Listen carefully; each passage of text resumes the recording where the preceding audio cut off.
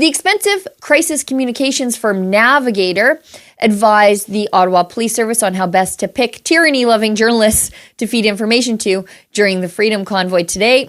I'll show you the documents in black and white. Do you know who or what Navigator is? If you've been paying attention to politicians in trouble in Canada for the better part of the last decade, then you've been exposed to some of Navigator's messaging, sometimes, however, unwittingly. If you're a politician or a bureaucrat or a politically connected person in this country and you get into some sort of public relations catastrophe, you call in Navigator, the well-connected crisis communications firm.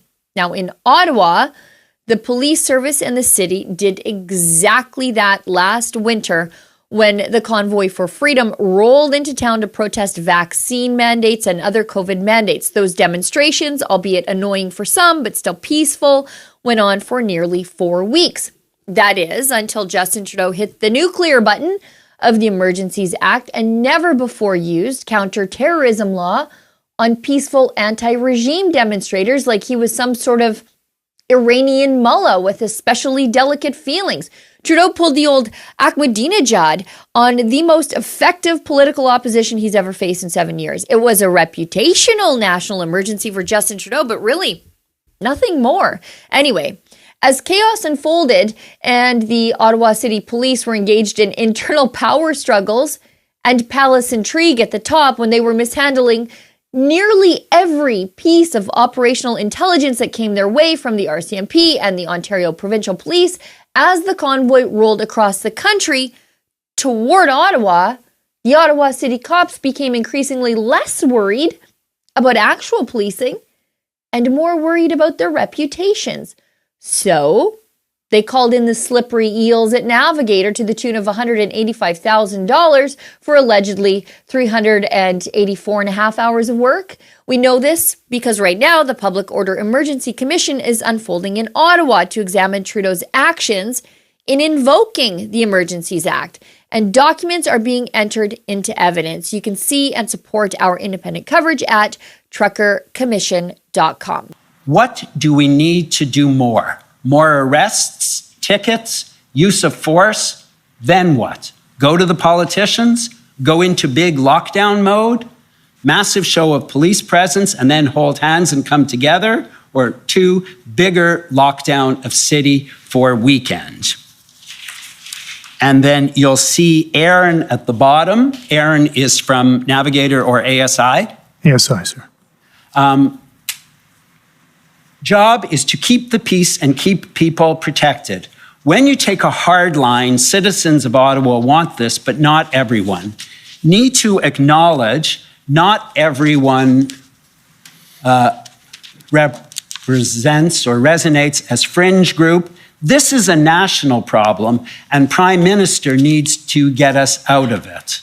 Now, we know from other documents that Navigator was deeply involved in the grotesque and evil strategy to threaten parents within the convoy with seizure of their children by social services agencies. I take it, sir, that you are aware of the February 8th, 2022 media briefing that the Ontario Police Service gave, where it was said to the media and in the public that OPS had concerns for the children of the protesters in Ottawa, and OPS wanted to discuss enforcement with the Child Aid Society of Ontario. You're aware that happened? So you said the Ontario Police Service. I believe you mean the Ottawa Police Service. Yes. Do you have a document we can reference with that media release, or is that a clip? It's a clip. So I do recall. I don't specifically recall references to enforcement, but I do specifically recall the discussion around our concerns with children in the footprint, particularly as the situation there was becoming more volatile.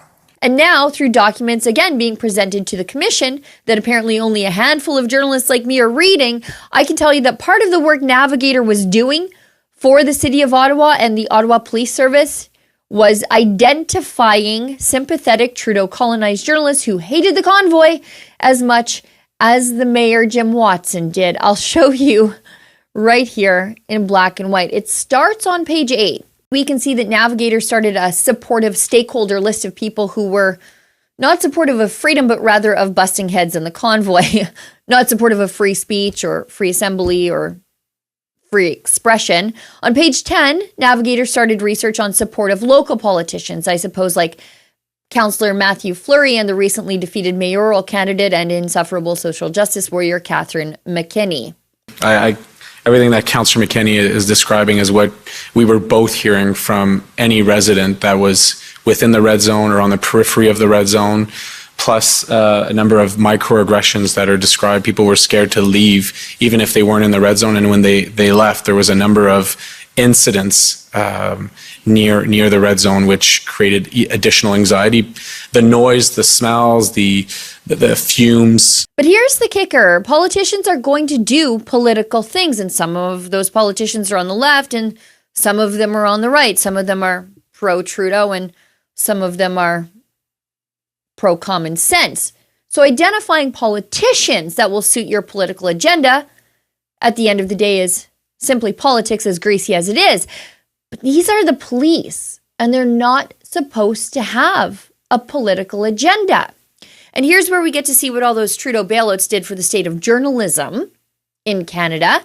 It's on page 13. Among Navigator's tasks for the Ottawa Police Service was to help pick pet journalists to feed information to, or disinformation, depending on how much of CBC's retracted reportage about the convoy being a Kremlin-backed operation you consume in a day.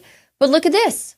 Call with John and Matt regarding journalist targets. So, journalists of Canada, how many of you allowed yourself to be the useful idiot in a Navigator communication strategy through strategic leaks of information for political reasons?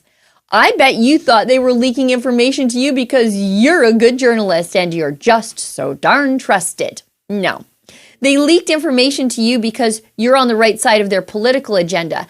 They knew you'd remain that way, regardless of the contrary evidence that was right in front of you about the convoy being peaceful, albeit annoying to locals. Navigator didn't trust you. The police didn't trust you. They trusted the strength of your cognitive dissonance. You were leaked information precisely because you're a bad journalist with no journalistic integrity or curiosity.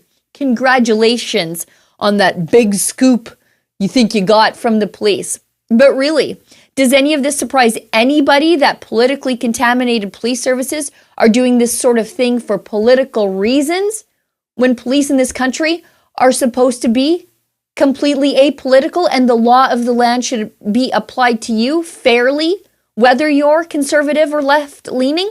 Doesn't surprise me one bit, because the fish always rots from the head down, and the chief cop in this country, RCMP Commissioner Brenda Lucki, previously released strategic information about the models of rifles used in Canada's largest mass shooting by a man who owned them illegally, simply to further Justin Trudeau's gun control agenda. The only thing about Brenda Lucki is that she did it for free. At least Navigator made sure they were paid $185,000. On some level, you've got to appreciate the hustle. For Rebel News, I'm Sheila Gunn-Reid. If you'd like to support our independent coverage of the Public Order Emergency Commission, please visit truckercommission.com.